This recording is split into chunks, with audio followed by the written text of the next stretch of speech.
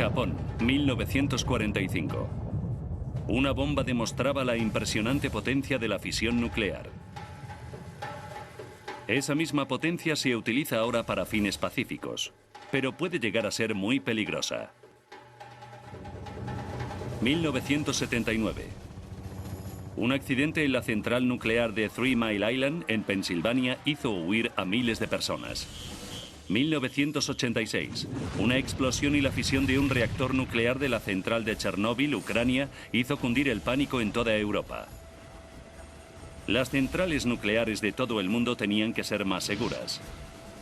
Pero en 2011 las instalaciones nucleares de Fukushima fueron sacudidas por un terremoto. A continuación, por un gigantesco tsunami.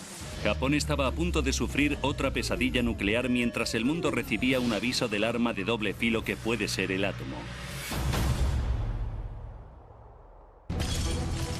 Los desastres no ocurren sin más, son una cadena de sucesos críticos. Desentrañaremos las pistas e iniciaremos la cuenta atrás hacia esos últimos segundos catastróficos.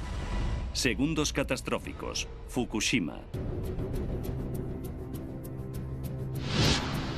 Norte de Japón, 11 de marzo de 2011.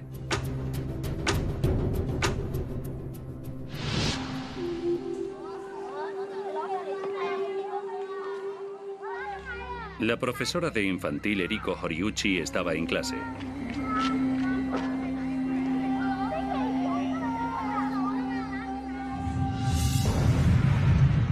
Cuando el aula empezó a temblar. Los temblores eran enormes y duraron muchísimo. Todo acabó por los suelos. Llegué a pensar que el edificio se nos caía encima. Tenía que actuar rápido, pero de forma serena. Me puse debajo de la mesa con los niños y observé la situación. El terremoto duró 5 minutos más. Se pudo sentir a 230 kilómetros de distancia en Tokio. La actuación de Eriko garantizó la seguridad de los niños. Todos los niños han hecho simulacros de emergencias e hicieron lo que los profesores les dijimos que hicieran. La actuación de Eriko garantizó la seguridad de los niños. Todos los niños han hecho simulacros de emergencias e hicieron lo que los profesores les dijimos que hicieran. Por lo que todo salió bien en ese sentido.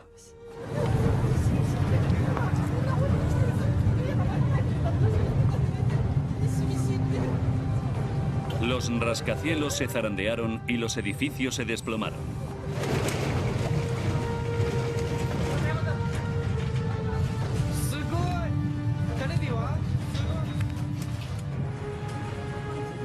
Según la Agencia Meteorológica de Japón, el temblor fue de una magnitud de 9 grados en la escala de Richter.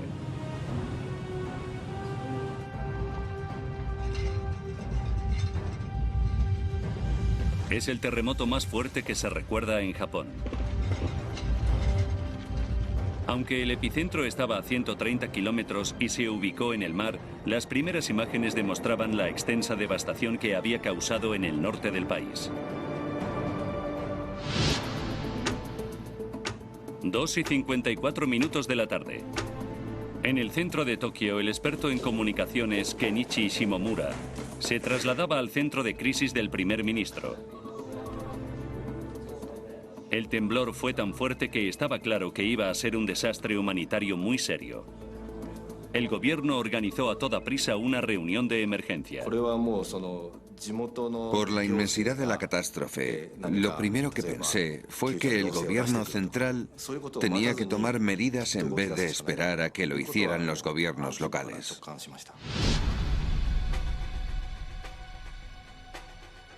Cinco centrales nucleares de Japón estaban en la zona de la catástrofe. Fukushima era la más grande. Suministraba suficiente energía a todas las viviendas de Tokio.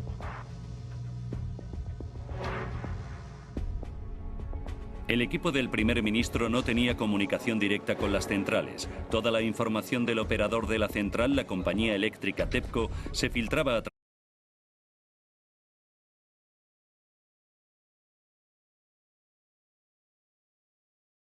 través de la Agencia para la Seguridad Nuclear, cuyo portavoz era Yoshinori Moriyama.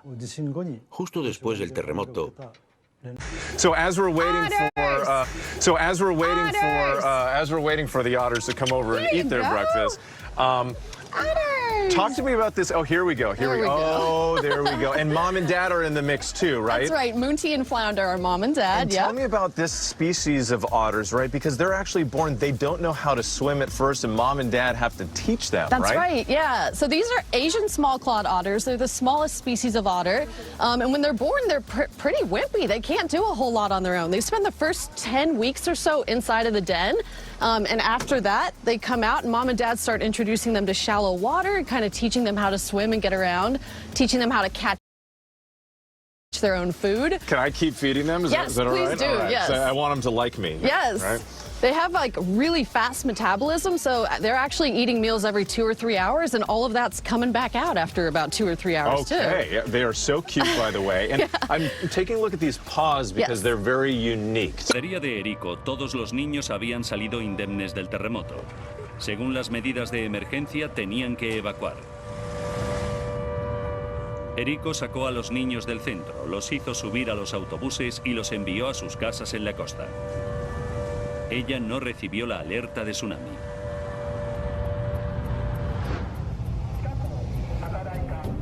En Fukushima la plantilla también se evacuaba. Un equipo de 50 trabajadores, los héroes de Fukushima, se quedaba allí para capear el tsunami. 3 de la tarde y 27 minutos. Desde toda la costa japonesa, las cámaras de las televisiones emitían imágenes del tsunami precipitándose hacia la costa.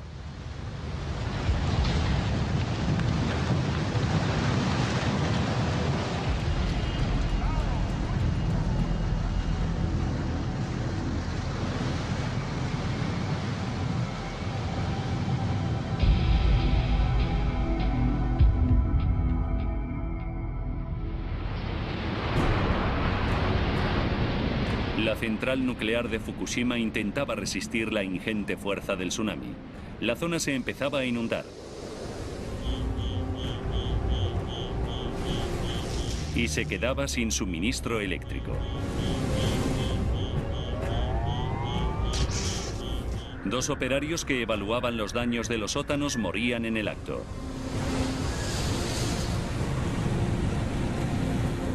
Las salas de control quedaban sumidas en la oscuridad. Los héroes de Fukushima no podían controlar ni la presión ni la temperatura. Y lo que era peor, los sistemas de refrigeración fallaban también. La educadora Eriko estaba preocupada. Pudo haber enviado a los niños a una muerte segura. La ruta del autobús iba por la carretera de la costa, así que tenía mucho miedo de que se los llevara el tsunami. 3 de la tarde y 37 minutos. El centro de crisis de Tokio. A su llegada, el primer ministro Naoto Kan era informado de que la central de Fukushima se había quedado sin suministro eléctrico.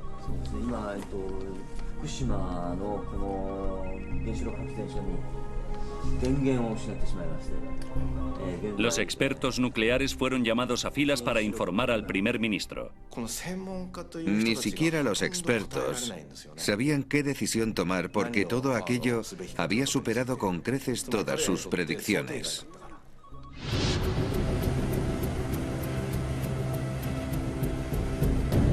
Los encargados de la central estaban desesperados por refrigerar los reactores nucleares. Necesitaban energía. necesitábamos generadores móviles. Eran nuestro último recurso.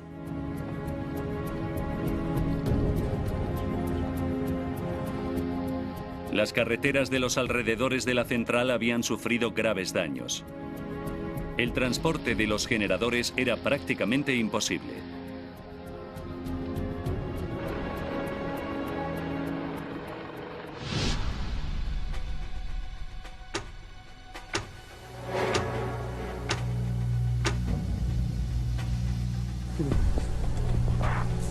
En la siniestrada sala de control del reactor número 1, los ingenieros intentaban averiguar qué pasaba en el interior del reactor. Decidieron usar baterías recargables y de coches para encender los equipos y poder hacer las mediciones necesarias. Los niveles de radiación empezaban a aumentar. Los héroes de Fukushima se ponían trajes antirradiación y respiradores para protegerse.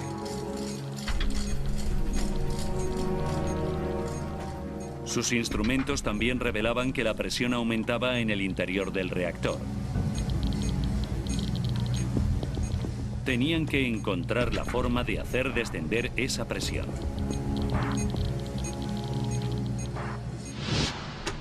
Siete de la tarde y 3 minutos. Transmitieron la noticia al primer ministro. Este decidió declarar el estado de emergencia nuclear.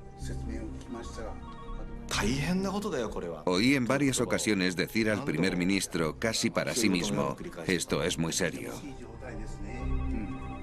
Era necesario tomar medidas, pero había muy poca información con la que trabajar. No tenían medidores a tiempo real y tampoco comunicación directa con los encargados de la central nuclear. Aún así, los asesores científicos creían que había una solución para evitar el aumento de presión en el interior de los reactores. La presión del interior del depósito de contención tiene que ser baja en todo momento. Para liberar presión hay una válvula. Si se abre, la presión sale hacia afuera. Los asesores del primer ministro recomendaron abrir las válvulas para liberar vapor.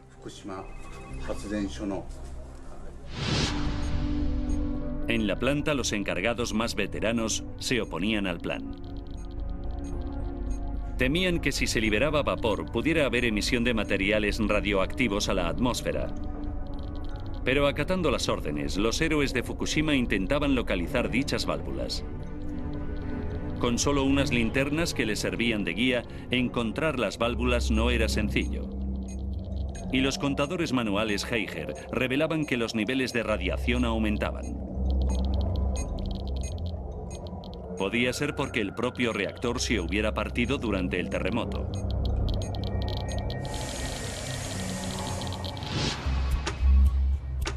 Nueve en punto de la noche. El primer ministro recibía más malas noticias. Los generadores móviles habían llegado a la central, pero no era suficiente. El tsunami había dejado desechos por toda la zona, por lo que había problemas para hacer llegar los generadores móviles al interior de la central nuclear y a los propios reactores de las instalaciones. Los cables de los reactores eran demasiado cortos. La planta seguía sin electricidad.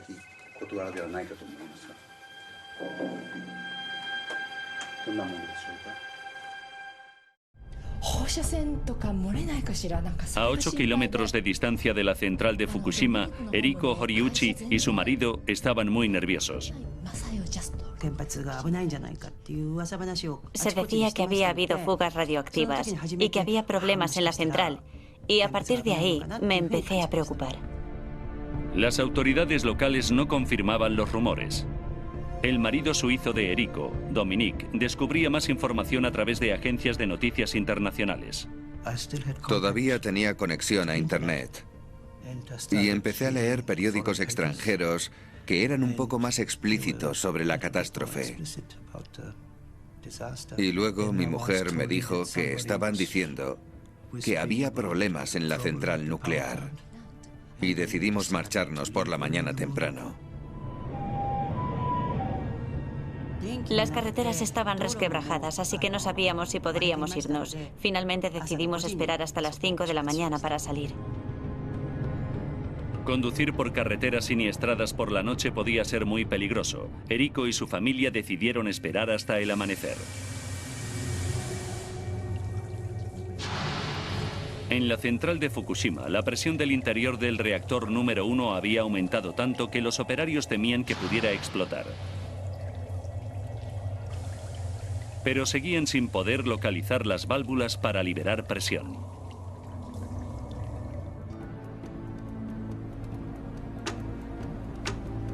5 en punto de la madrugada. Sábado, 12 de marzo. En su casa, a 8 kilómetros de distancia de la central nuclear de Fukushima, Eriko y su marido evacuaban. Decidimos irnos tan lejos como fuera posible de la central nuclear. Salimos a las 5 de la mañana y a las 6 hubo un comunicado oficial de evacuación.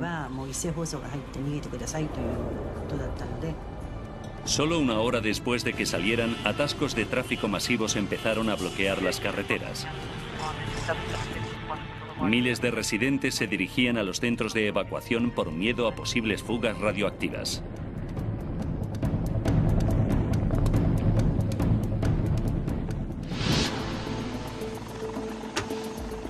Siete en punto de la mañana.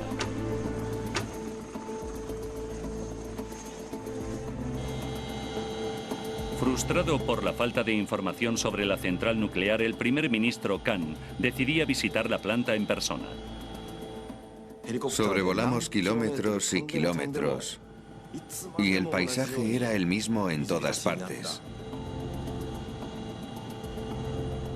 La tierra estaba cubierta con agua de mar y no se podía saber dónde acababa la tierra y dónde empezaba el mar.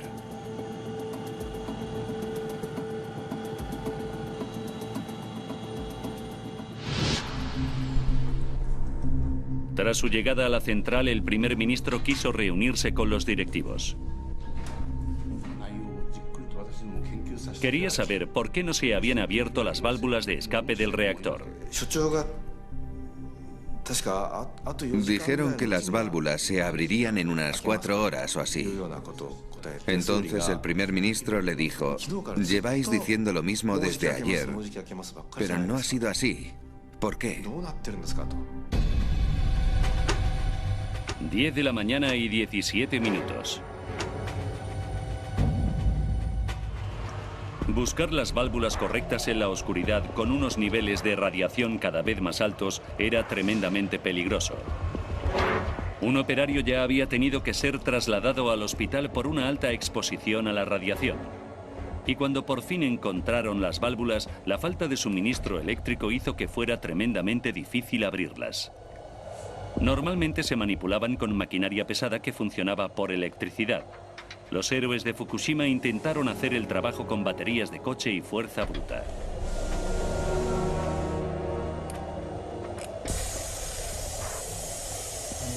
Pudieron abrir las válvulas y gracias a eso la presión del interior del reactor descendió.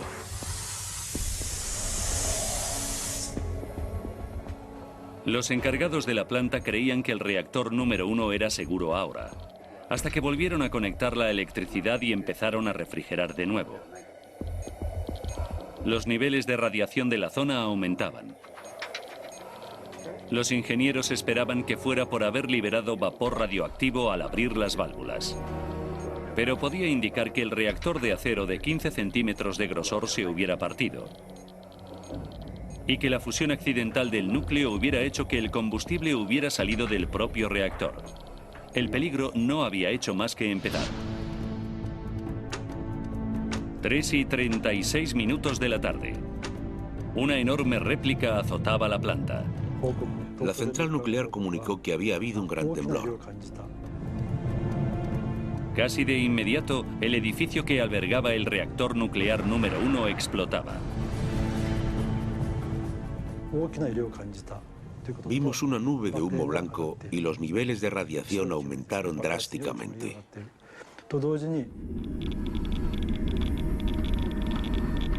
Los operarios detectaron niveles radioactivos 1000 veces superiores a lo normal alrededor del reactor número 1. Podía ser otra señal de que el reactor estuviera dañado y filtrara radiación. Otros reactores también mostraban signos de presión. Nos dimos cuenta de que otras unidades de reacción también habían sufrido daños. Los reactores 1, 2 y 3 estaban también en malas condiciones.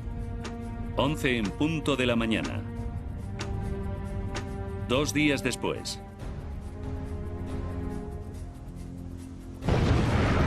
Una explosión todavía mayor sacudía el edificio que contenía el reactor número 3. Dicha explosión era precisamente el peor temor del primer ministro. Tenía sensación de desesperación. El primer ministro levantó la voz y dijo a los expertos: me asegurasteis todos que no se produciría.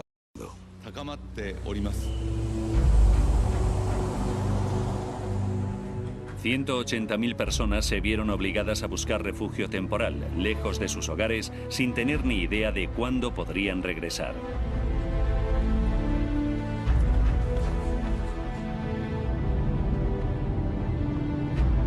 Eriko se encontraba a 80 kilómetros de la central nuclear, pero tenía tanto miedo que quería alejarse incluso más.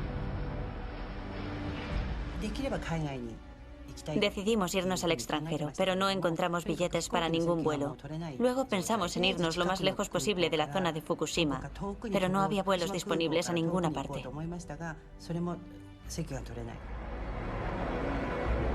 Eriko y su familia se vieron obligados a quedarse donde estaban, arriesgándose a una exposición a la radiación. 6 en punto de la mañana. Al día siguiente, otra explosión provocaba un enorme incendio en el edificio del reactor número 4. Tras la primera explosión, hicimos todo lo que pudimos para evitar las otras dos, pero desgraciadamente no pudimos hacer nada para evitarlas, como es evidente.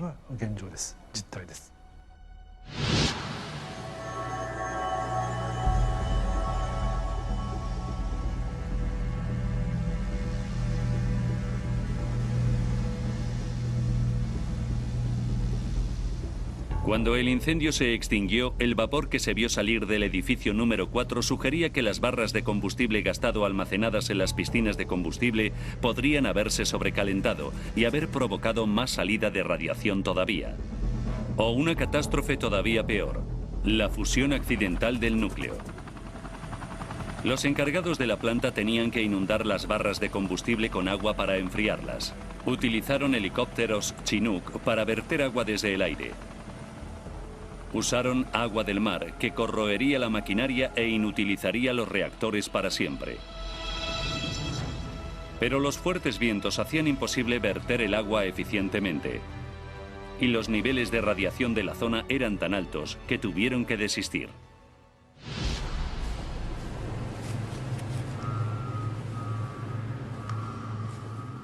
Solo los equipos de bomberos podían inundar las barras de combustible con suficiente agua. Ichiro Suzu recibió orden de abandonar las tareas de ayuda a las víctimas del tsunami para ir a liderar un equipo de bomberos.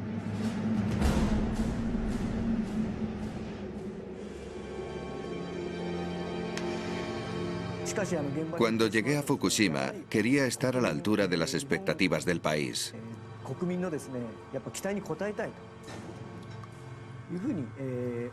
En la entrada había un silencio inquietante.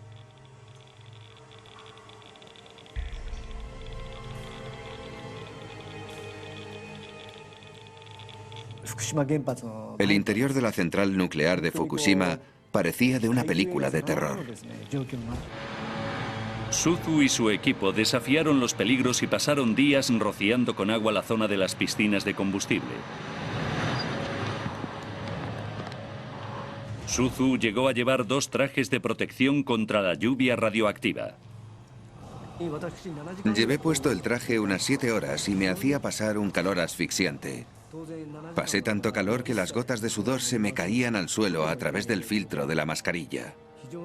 Era un infierno. No podía ni beber agua ni ir al servicio. Era terriblemente estresante. Mientras Ichiro Suzu y su equipo intentaban mantener el control de Fukushima, el agua que rociaron por la planta vertía radiación al océano.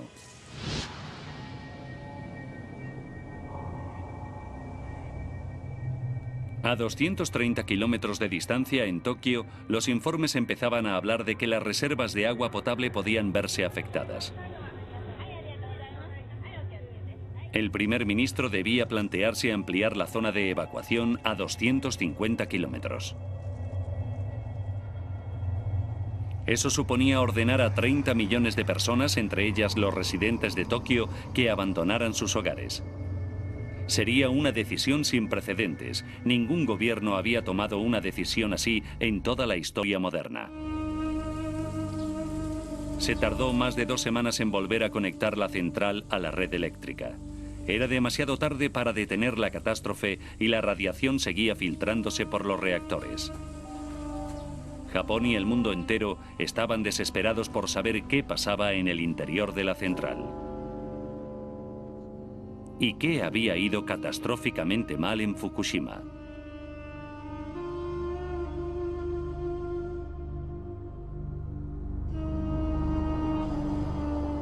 A los pocos días del tsunami, las investigaciones oficiales ya estaban en marcha.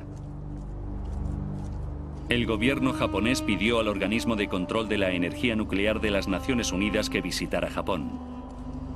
Trabajaron en conjunto con los expertos japoneses para recopilar información sobre cómo lidiar con la crisis de Fukushima y cómo asegurarse de que nunca volviera a pasar.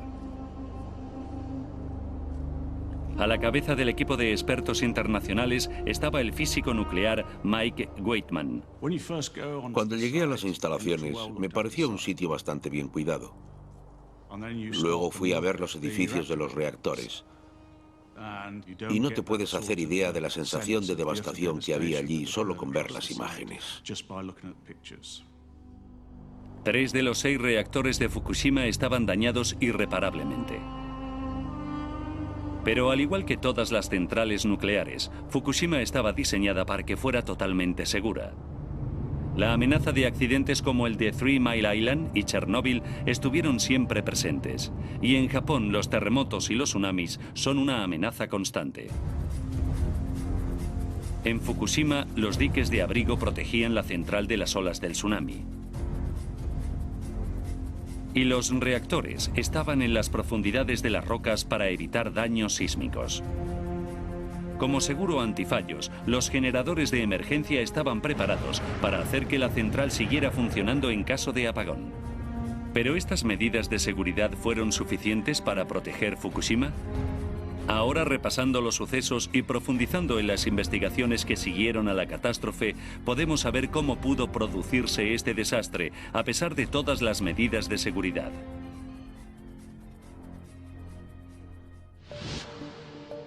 Mike Weitman examinó las defensas de Fukushima para comprender qué pudo provocar el accidente.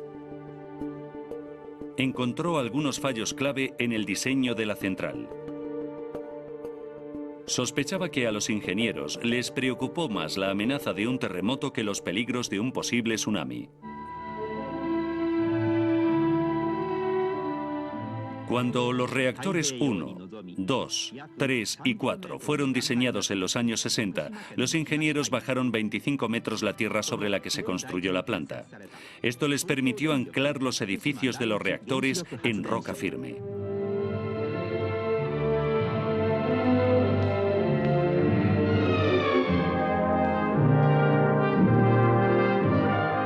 Así evitarían un posible colapso en caso de terremoto. Pero dejó la central vulnerable a los tsunamis. Para protegerla contra dicha amenaza se construyeron diques de abrigo alrededor de las instalaciones. Repelerían las olas de hasta casi 6 metros de altura. Pero las pruebas demostraron que las olas del tsunami superaron esa altura con creces. Teniendo en cuenta la inundación provocada por el tsunami, en este caso alcanzaron los 14 o 15 metros de altura y llegaron a los edificios de los reactores y por eso no pudieron protegerse del tsunami.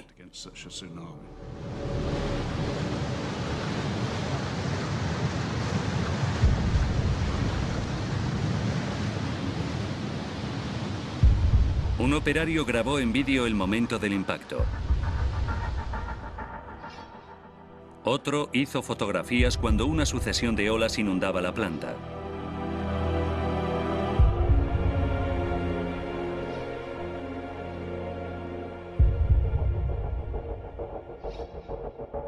Los diques de protección eran demasiado bajos. Este fallo de diseño tan simple había provocado una serie de catastróficos sucesos que hacían posible la fusión de un reactor nuclear. Durante el terremoto, la central se quedó sin suministro eléctrico. El terremoto más potente de la historia de Japón provocó un apagón general. Tras el terremoto, los reactores se apagaron automáticamente. Era lo que tenían que hacer. Siguiendo procedimientos estándar, los generadores de emergencia se activaron. Todas las centrales nucleares tienen sistemas eléctricos de emergencia. En estas instalaciones de 6 reactores había 13 generadores diésel y operaron como debían hacerlo. Pero entonces llegó el tsunami. Miles de toneladas de agua se precipitaron sobre las instalaciones, inundando casi todos los generadores diésel. Los generadores diésel se encontraban en la parte inferior de los edificios de turbinas y en otros niveles inferiores de la central, y eso los hacía vulnerables a las inundaciones. Las puertas anti-inundaciones no pudieron hacer nada. No había suministro eléctrico. Los ingenieros no podían controlar la cantidad de calor generada en sus enormes vasijas de contención. Lo primero que vi fue que la vasija de contención del reactor era una estructura muy grande, más o menos del tamaño de un autobús de 2 pisos, pero funciona básicamente como una caldera. En el interior del reactor, las reacciones nucleares crean calor para producir el vapor que activará las turbinas. Al perder el suministro eléctrico, el agua, que evita que el sistema se caliente, dejó de fluir. Pero las reacciones nucleares continuaron y el combustible siguió bombeando calor. La refrigeración es fundamental para garantizar la seguridad de las reacciones nucleares. No se puede dejar de refrigerar un reactor para que sea seguro.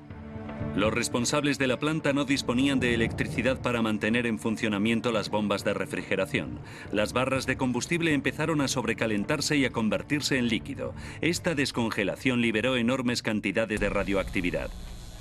Y los medidores de temperatura y presión de la central estaban fuera de servicio, por lo que el personal no tenía conocimiento del estado de sus reactores.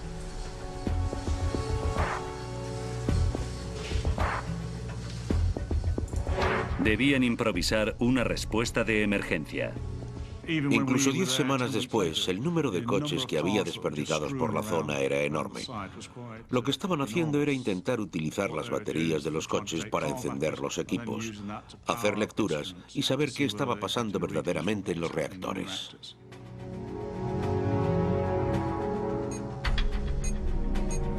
Las baterías de coche dieron a los ingenieros instantáneas momentáneas del estado de sus reactores. ¿Cuánta agua había en los reactores? ¿Dónde estaba? ¿Cuáles eran los niveles de flujo alrededor de los sistemas? Hicieron todo lo que pudieron para conseguir información. Con estas baterías, los héroes de Fukushima pudieron obtener importante información. También pudieron abrir válvulas de seguridad. Pero estos datos ofrecían solo breves destellos de cómo los reactores se estaban calentando peligrosamente y se acercaban a la fisión del núcleo. Sin electricidad que hiciera funcionar los sistemas de refrigeración, no había nada que pudieran hacer para evitarlo. Y lo que era peor, debido al diseño de la planta podía haber otro problema inevitable. Weidman creía que el obsoleto diseño de los reactores había causado las 3 explosiones de las instalaciones. Toneladas de combustible nuclear se almacenaban en barras de combustible. Y normalmente se mantenían refrigeradas por un flujo de agua fría. Dichas barras de combustible eran de una fina capa de un curioso metal, el circonio, que protegía las barras del exceso de calor a la vez que permitía que siguieran produciéndose reacciones nucleares. Pero cuando la temperatura aumenta, el circonio es altamente reactivo. Como había mucho circonio en el núcleo y se había sobrecalentado, podía reaccionar de forma muy agresiva al vapor y al agua y crear hidrógeno. Se calcula que las temperaturas alcanzaron los 2800 grados centígrados en el interior del reactor, suficiente para desencadenar la reacción entre el circonio y el vapor.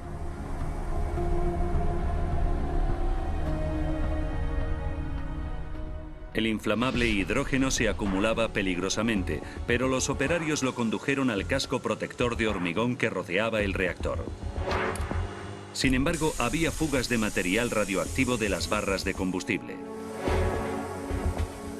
Salió lentamente por las válvulas de seguridad, pero no consiguió salir todo el hidrógeno. Grandes cantidades terminaron en las partes superiores del edificio. Los héroes de Fukushima no pudieron evitar que el gas prendiera. Había equipo roto por allí y solo se necesita una pequeña cantidad de energía para que prendiera.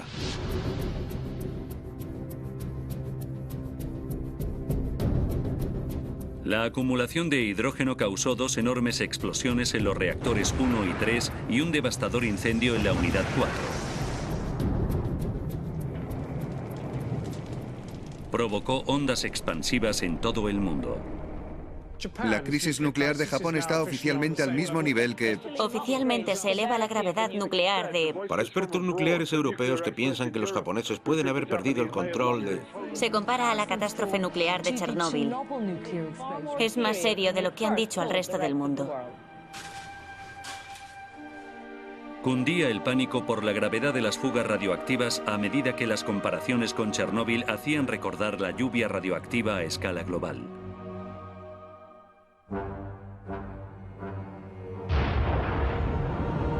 En Chernóbil, 8 toneladas de combustible nuclear salieron a la atmósfera de la Tierra cuando el reactor explotó.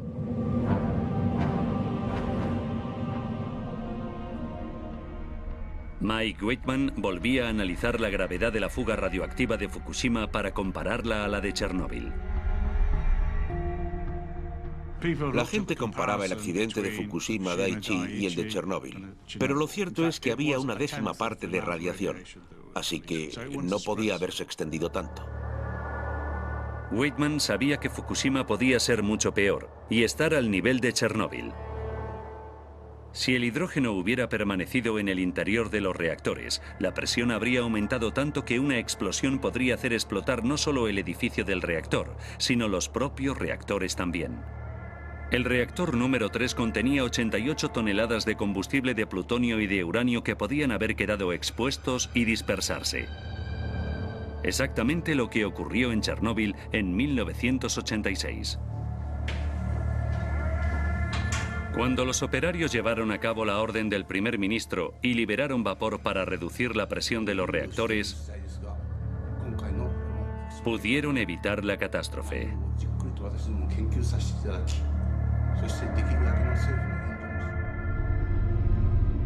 2 semanas después del tsunami se volvió a conectar la central a la red eléctrica y se logró bajar gradualmente la temperatura del interior de los reactores.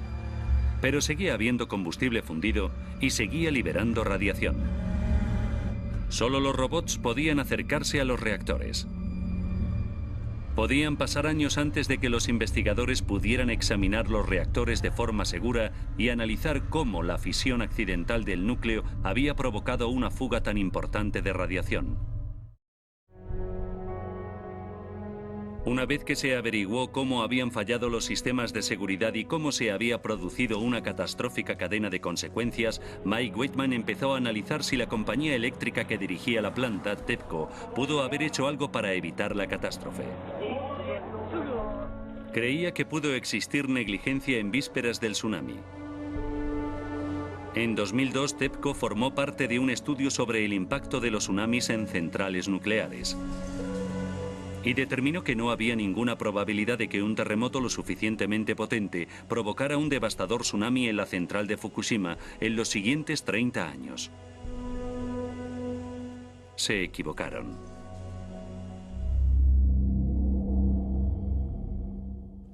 No analizaron bien los riesgos del tsunami. No se pueden subestimar los fenómenos naturales. Hay que tenerlos en cuenta a la hora de diseñar. Según TEPCO, habían tomado las medidas de seguridad pertinentes y habían tenido en cuenta toda la información conocida. Pero dijeron que la magnitud del tsunami fue imposible de predecir y que desde el accidente habían hecho todo lo posible para estabilizar los reactores.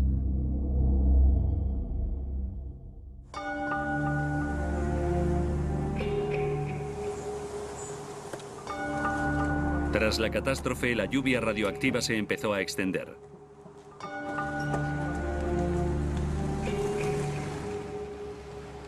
Residentes como Eriko creían que tenían muy poca información y que les habían comunicado demasiado tarde los peligros que suponían las explosiones. Culpaban tanto a la compañía eléctrica TEPCO como al gobierno. No dieron ningún tipo de información sobre la radiación. La única información que teníamos era que se ampliaba el radio de evacuación. Al propio gobierno le costó tener acceso a la información. El primer ministro Naoto Kan se comprometió a ser más abierto, pero dependía de sus asesores.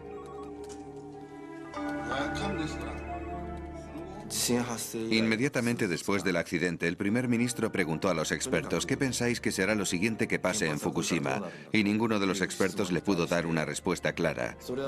Lo único que le confirmaron con seguridad al primer ministro fue que no se produciría una explosión por acumulación de hidrógeno por el diseño de la planta. Y nosotros pensábamos, si no nos creemos lo que dicen, ¿a quién vamos a creer?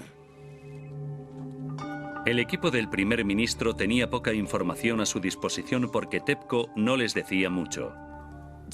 ¿Qué hizo la gente cercana a la central nuclear de Fukushima, es decir, el personal de TEPCO? ¿Quién sabe? ¿Dijeron todo lo que sabían al gobierno? Al primer ministro Naoto Kan se le había ido la situación de las manos. 5 meses después del tsunami se vio obligado a dimitir,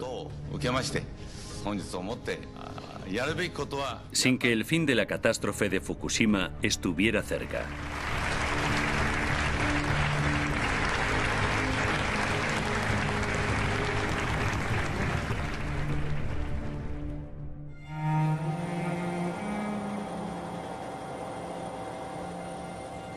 En la central, los reactores se habían cerrado.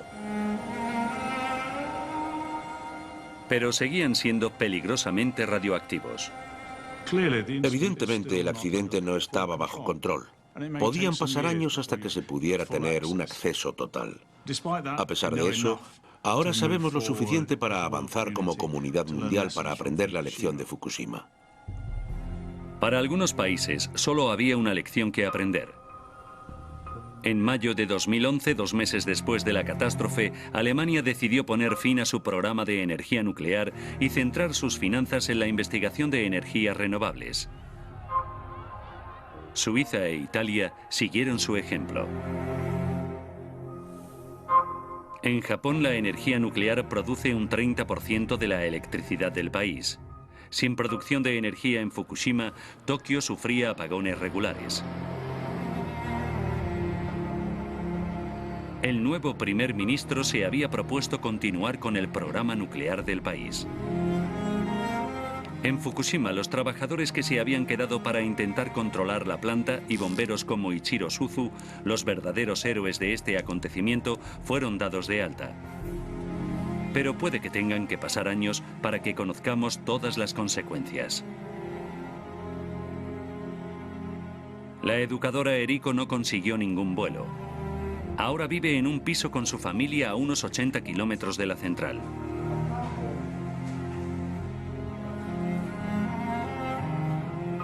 El autobús en el que viajaba su clase no fue alcanzado por el tsunami. Todos los niños sobrevivieron. En los alrededores de Fukushima, los efectos de la catástrofe se seguirán viendo durante muchos años. Sigue habiendo una zona de exclusión de 20 kilómetros.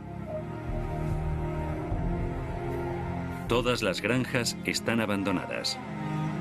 Deben extraerse aún 4 centímetros de tierra radioactiva en todos los terrenos fértiles. Hasta entonces, no se podrá volver a cosechar. Podrían pasar incluso 10 años para que las 100.000 personas que quedan en los centros de evacuación de la zona puedan volver a sus hogares.